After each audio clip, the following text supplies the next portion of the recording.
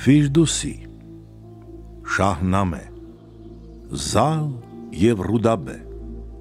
հարսանքավորները վերադառնում են Զաբուլիստան։ Պահնորդ մարդիկ, երբ կանգնեցին շքամուտքին միաշարք, Դեստանի և Սամի համար բերեցին մի ձիակառք։ Ամեն քաջի մատի վրա կար մատանի վառվռուն, ամեն մեկի երակներում քենի արյունն էր եռում։ Նարիմանի որդի Սամը, Դեստանը և Ռուդաբեն թե Մեհրաբը, թե Սինդուխտը գնացին, որ ձիթ հանբեն։ Երկսապատյա ուխտի մեջքին պատրաստեցին պատգարակ, Զաբուլի նոր իշխանուհին բազմեց,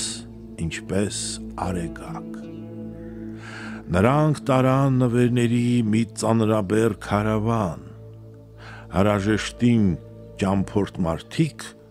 ուրախացան անսահման։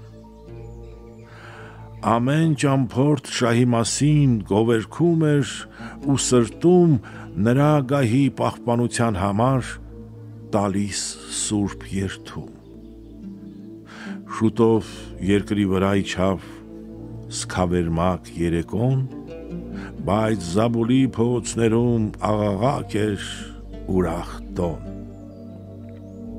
Հսկա Սամը քաջերի հետ կոնծում էր դեռթունդ գինի, մեծապատիվ հյուրերի հետ ձանձրալի օր չի լինի։ 3 օր ու 3 գիշեր Սամը արեց խրախճանք, որ հարկատու մարդիկ մի պահ մոռանան վիշտ ու տանջանք։ Իսկ մարսպանը այնտեղ թողեց աղջկան ու Սինդուխտին, վերադարձի համար նորից ամուր նստեց շեք ուխտին։ Նարիմանի որդի Սամը նույնպես ուներ հոգս ու ցավ, այդ պատճառով գահաթոռը հանձնեց որդուն, հեռացավ։ Դեպի Բերդը Քերկե Սարայ, Սիեստանից արևմուտք, Զալին ասաց. Ինձնից հետո դու հավաքիր զորք ու տուրք, իմ ձեռքի տակ ազգեր ունեմ, բազում մարզեր արգավանդ, բայց չեմ կարծում քեզ ծառայեն հավատարիմ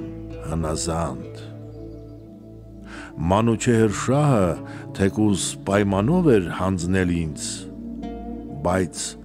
զգույշ եմ եղել